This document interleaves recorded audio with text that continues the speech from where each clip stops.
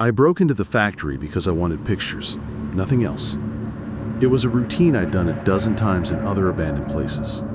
But this one had an elevator that still worked. The doors were already open, as if it had been waiting, and although most of the buttons inside were shattered or rusted beyond recognition, one of them, labeled B13, glowed faintly red through the grime. I stood there, debating with myself. Part of me wanted to turn around and forget I'd even seen it, yet another part couldn't resist the thought of finding out where it went. Against my better judgment, I stepped inside.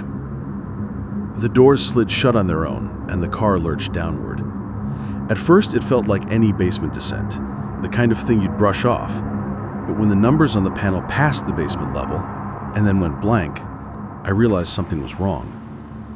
I tried pulling the stop switch and jamming the doors, but the elevator didn't respond. I told myself it had to stop eventually, but instead it slowed in a way that felt deliberate, almost careful, and then the doors opened. I expected a utility corridor or storage area, but what I saw looked nothing like a building basement. The walls were tiled in a greasy yellow film, smeared with handprints of every size, layered over each other until they formed a kind of grotesque mural. At the end of the corridor sat a single metal desk with a leather-bound book on it. I knew I should have stayed in the elevator, but my curiosity pushed me forward. The book was heavy and smelled of ash. When I opened it, the pages contained events I recognized immediately, not because I'd read them before, but because I had lived them. Small wrongs I had committed, excuses I had made, people I had hurt in ways I'd long tried to bury. All of it was there in careful, neat handwriting. My name appeared at the top of every page. The more I read, the heavier the air around me felt, until I couldn't bear to continue.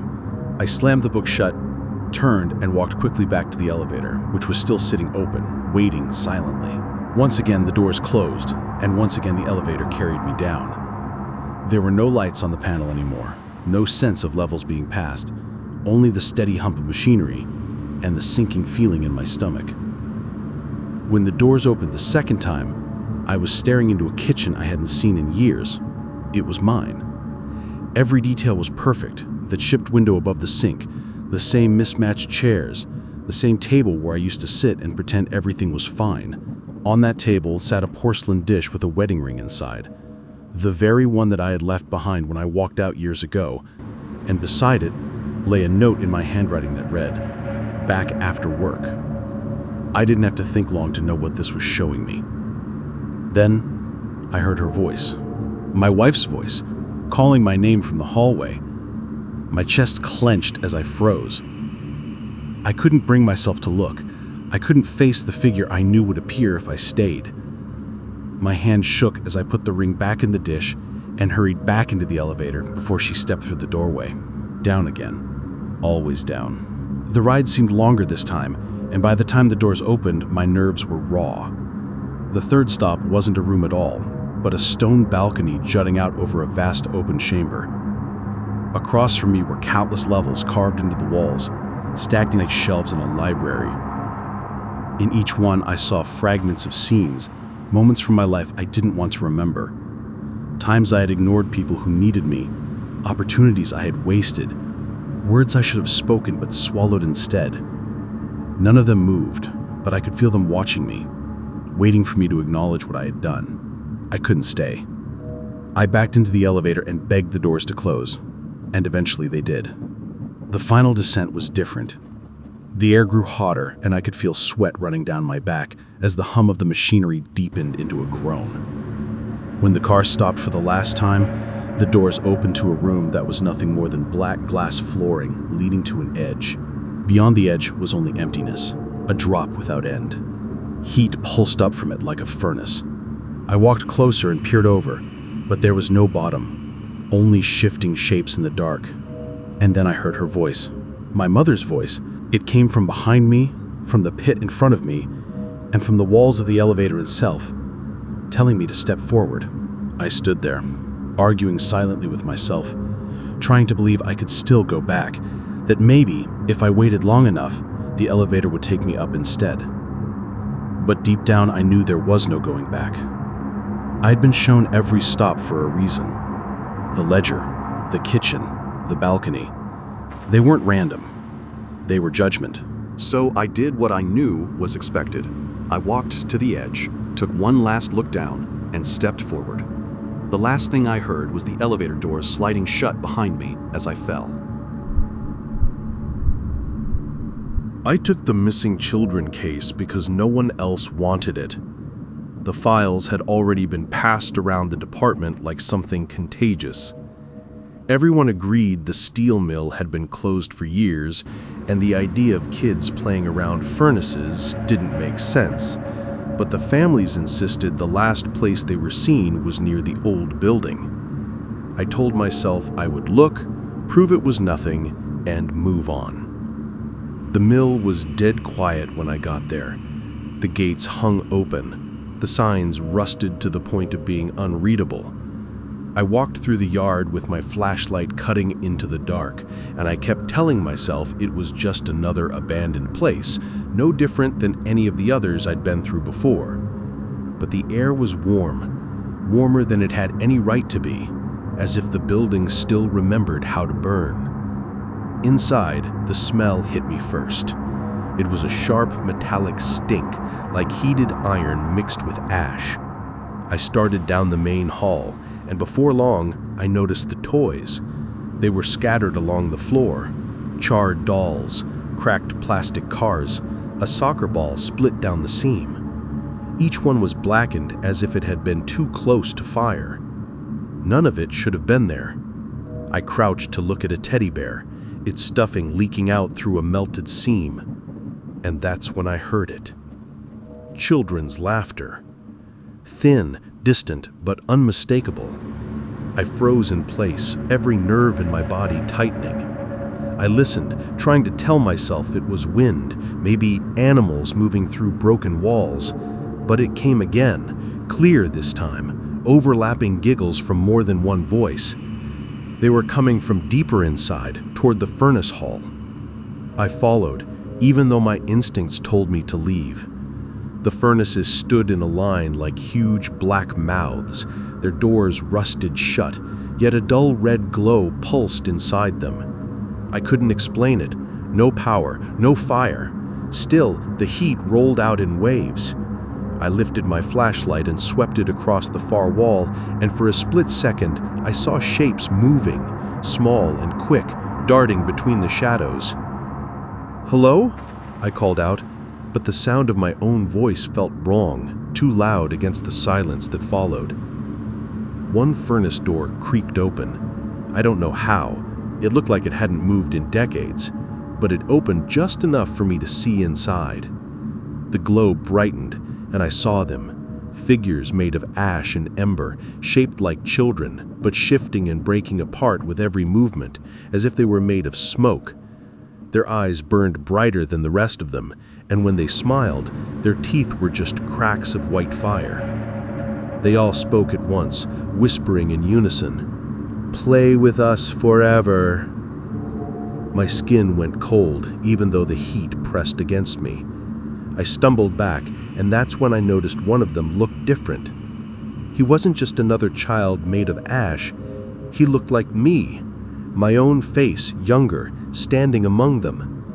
He stepped forward and raised a hand, beckoning me closer, just like an old photograph come alive. Every part of me wanted to turn and run, but my legs wouldn't move. I couldn't take my eyes off him. He kept gesturing toward the furnace, as if there was no choice but to step inside. The laughter came again, louder this time, echoing off the steel until it felt like it was inside my head. My flashlight slipped from my grip and clattered to the floor, and in that moment, the rest of the furnace doors began to open, one after another, the glow from each roaring brighter until the whole hall was drenched in red.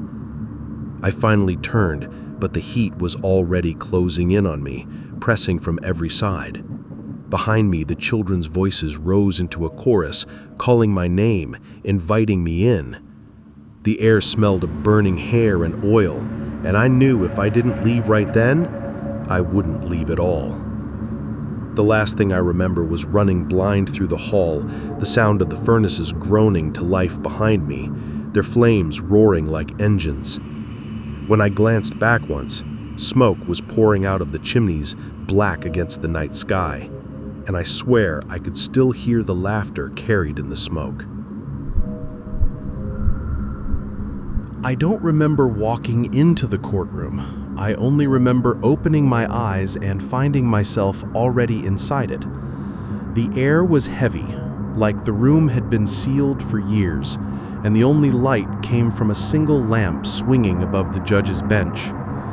The walls stretched up farther than they should have, disappearing into shadow, and the longer I looked, the more it felt like there wasn't really a ceiling at all. I was standing at the defendant's table, though I hadn't been let in, and across from me sat the jury. There were 12 of them, maybe more. It was hard to count. Their faces were blank, not hidden, just featureless, as if no one had bothered to finish them. Their heads tilted slightly whenever I moved, like puppets waiting for a cue. Then the judge appeared. He didn't walk in. He was simply there, seated at the high bench, hammering the gavel once. The sound shook through me like metal striking bone. His face was shadowed, but his voice carried clearly when he spoke. "We will begin." A clerk walked forward with a stack of papers, and when he dropped them on the table in front of me, I realized they weren't random case files. They were my life. Pages filled with the things I'd done and the things I had failed to do. Fights I had started, promises I had broken, people I had left behind. Each page had my name stamped across the top in block letters. I wanted to speak, to tell them I hadn't agreed to this, that none of it was official, but when I opened my mouth, no sound came out. My lawyer was sitting beside me, and when I turned to him for help, I froze. He was me, or rather, a corpse version of me. Skin gray, lips split, eyes sunken but still moving. He didn't even look at me. He just shuffled the papers with rotted fingers, preparing to present my guilt. The jury leaned forward. The clerk called witnesses, and when they appeared, they weren't people from my past, but versions of my own memories, replayed like projections on the floor. I saw myself at different ages, caught in moments I thought no one remembered, stealing, lying, hurting people in ways I had buried and justified. Each one played out in silence, while the judge and jury watched. My stomach turned as I realized they didn't need to hear explanations. The scenes spoke for themselves. When I tried to protest, my voice cracked through for a second, but it wasn't a defense, it was a confession, words spilling out without my control. I admitted to things I hadn't thought about in years, sometimes in more detail than I ever wanted to remember. I begged to stop, but every time I opened my mouth, more poured out. The judge struck the gavel again, and the sound echoed like thunder. "The verdict is guilty," he said, without hesitation. The jury nodded in unison. My corpse double lawyer grinned with broken teeth, then slumped forward onto the table like his part was done. The judge's voice was the last thing I heard clearly. "The sentence is eternal testimony." Two bailiffs I hadn't seen before stepped forward, their faces as blank as the jury's. They carried long iron nails and a mallet. I tried to run, but my body didn't move. One of them forced my head back, while the other nailed my tongue to the wooden stand in front of me. The pain was sharp, electric, but worse than the pain was the realization of what came next. I could still speak. The words came out mangled, dripping with blood, but they kept coming. Every memory, every mistake, every sin dragged out of me in order, spoken to that faceless jury. I tried to stop, but the nail held me there, forcing me to testify against myself again and again. And as I looked around the chamber, I saw the walls beginning to glow faintly red as if flames were pressing from the other side, waiting for the moment the confessions finally ran out. The problem was, they never did. That was the last thing I understood before the gavel struck one final time and the courtroom swallowed me whole.